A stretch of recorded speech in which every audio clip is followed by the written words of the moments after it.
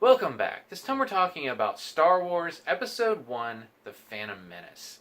With Star Wars Episode 8, The Last Jedi, coming out in a few weeks, I figured this was a great time to go back and rewatch all of the currently existing Star Wars films. I obviously have seen some of them more recently than others. I will freely admit going into this that I have never been a huge fan of the prequel series, and I haven't actually watched any of them in many, many years.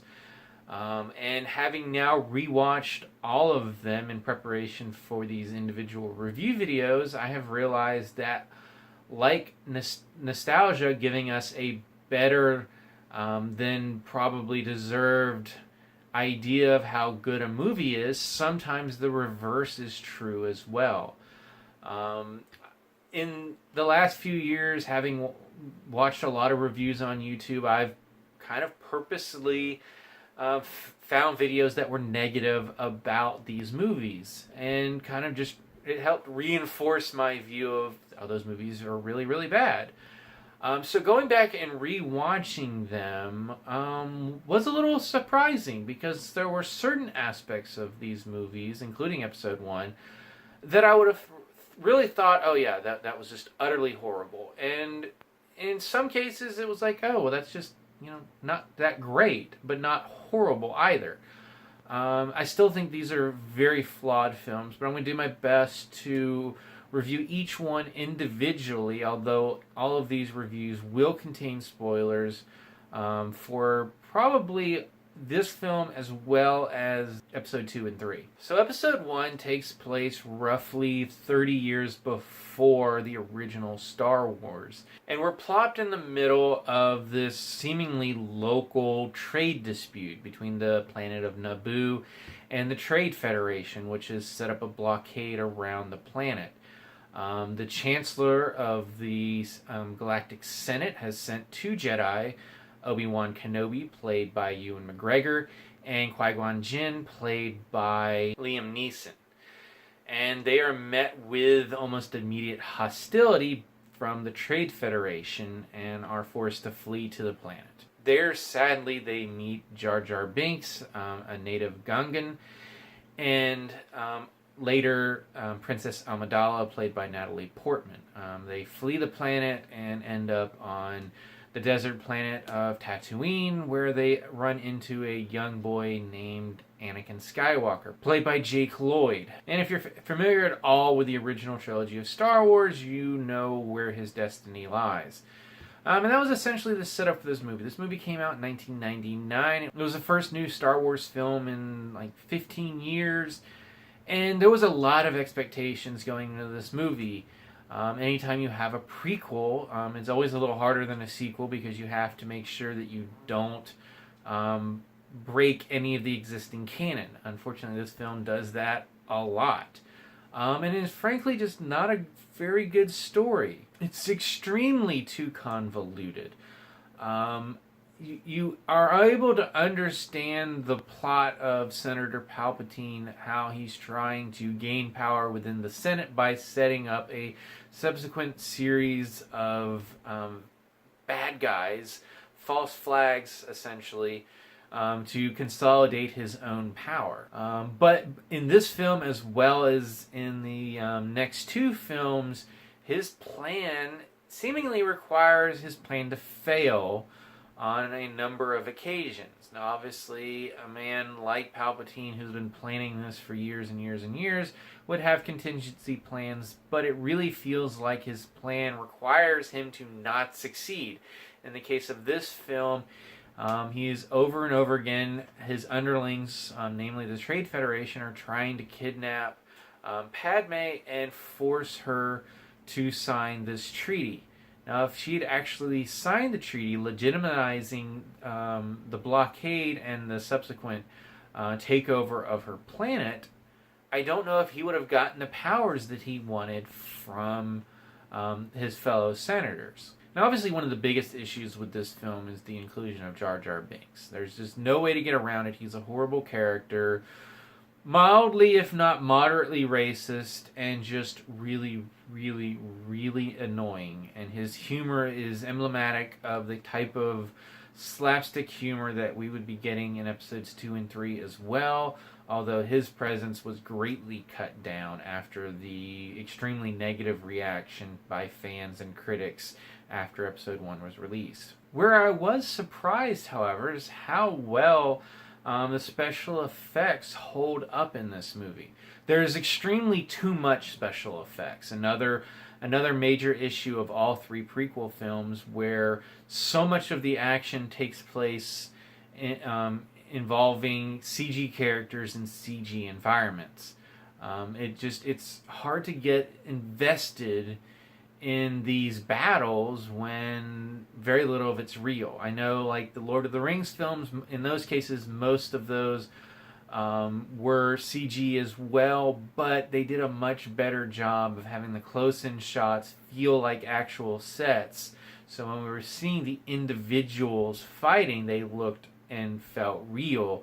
Whereas here, the droid armies and the Gungans, they're all CG. Whether they're in close-ups or wide shots, they're always CG, and it just doesn't work as well. But overall, as I was saying, the special effects do hold up a lot better than I misremembered through my negative nostalgia.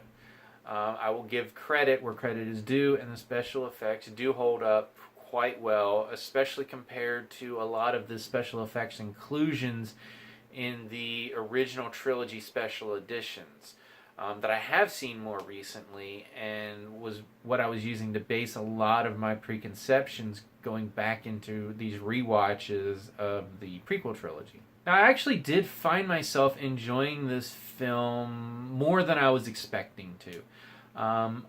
Phantom Menace is always a film, in my mind, it is a flawed film.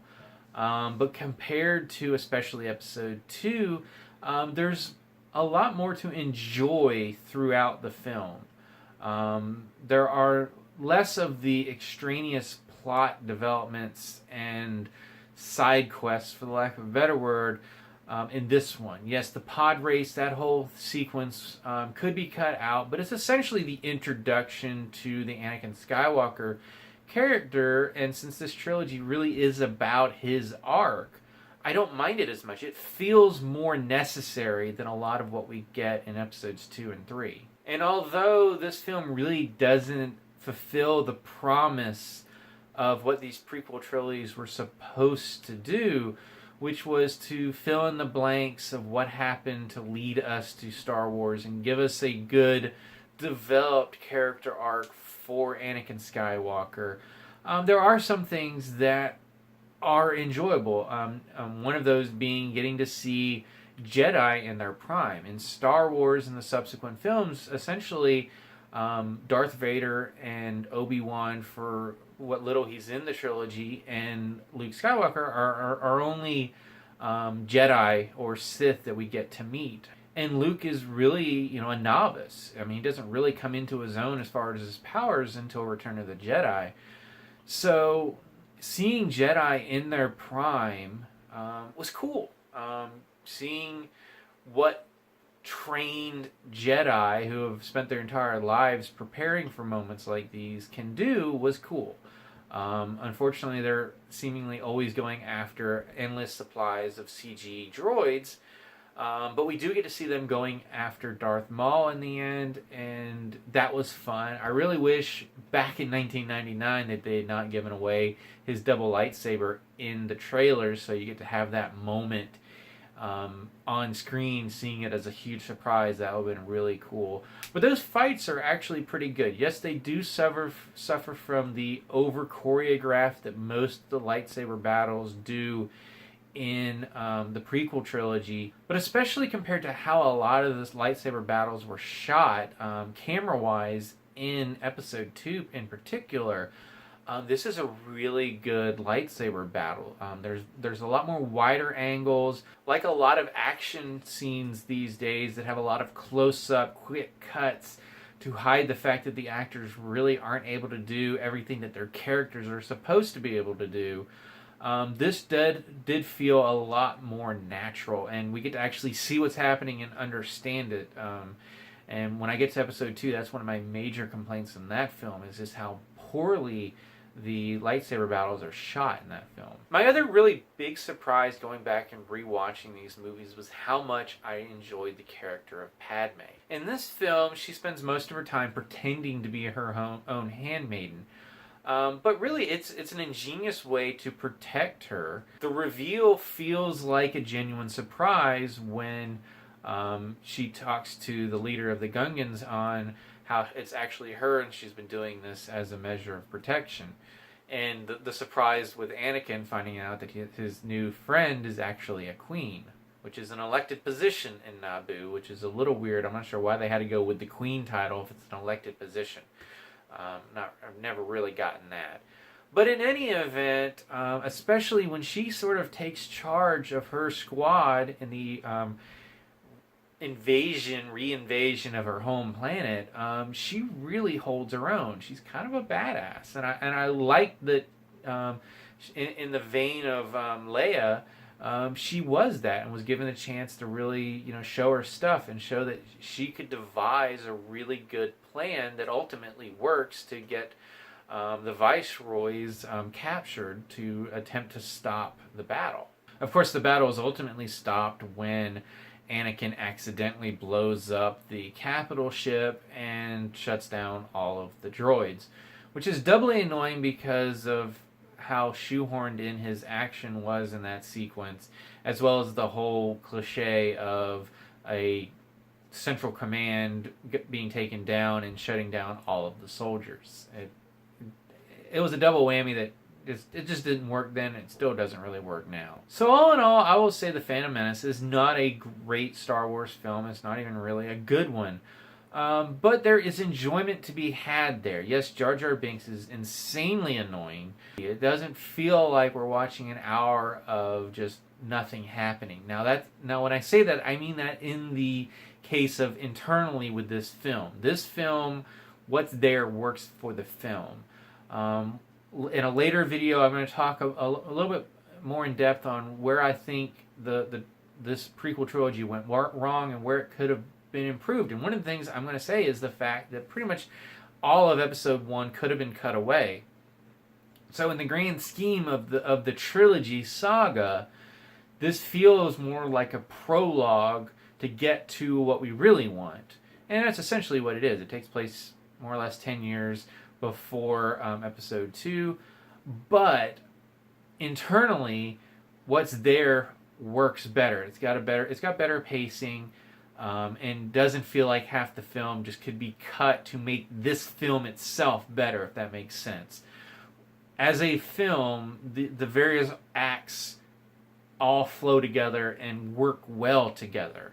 For example, like the whole Tatooine thing works internally. The pod racing and everything else. Now, looking at it as a 9-hour or 8-hour, however long the trilogies are together, saga, yeah, the whole pod race thing feels like something that could have easily been cut. But within this movie, it all works a lot better than episode 2 or really episode 3 in some cases.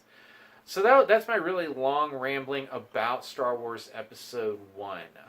As I said, I'm going to be doing quite a few Star Wars videos over the next few weeks leading up to Episode 8. I'm going to be doing a review of all 7 films that I've not previously reviewed. You can see my spoiler-free and spoiler-filled reviews of Rogue One, although I do have a specific video in mind for that film, talking about a particular situation that a lot of fans don't seem to like, but I do, and we'll get into that in a few weeks.